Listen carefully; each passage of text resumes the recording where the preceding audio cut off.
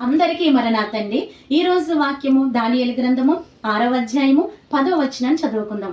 అతడు తన ఇంటికి వెళ్లి యథాప్రకారముగా అనుదినము ముమ్మరు మోకాలు ఉని ప్రార్థించారు అని దానియేలు గారి గురించి ఇక్కడ తెలియజేస్తా ఉన్నారు.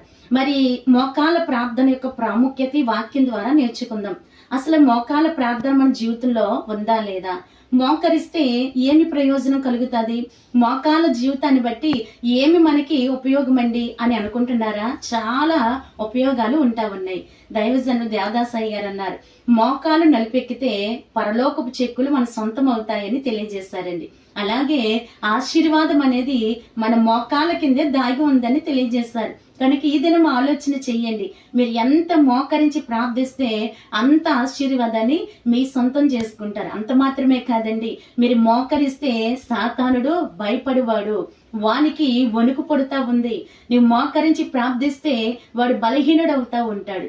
కనుక దేవుని బిడ్డలుగా ప్రతి దినము మోకరించి మన జీవితంలో వస్తున్న చిక్కులు, సమస్యలు, శోధల నుండి, అపాయములు, గండముల నుండి విడుదల పొందే ధన్యత ఈ మోకాల ప్రార్థన ద్వారా దేవుడిస్తాడండి. కనుక మోకరించండి. ప్రతి దినము దేవుని పాదాలు పట్టుకొని ప్రార్థించండి.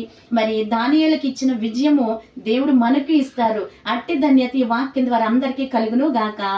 ఆమేన్.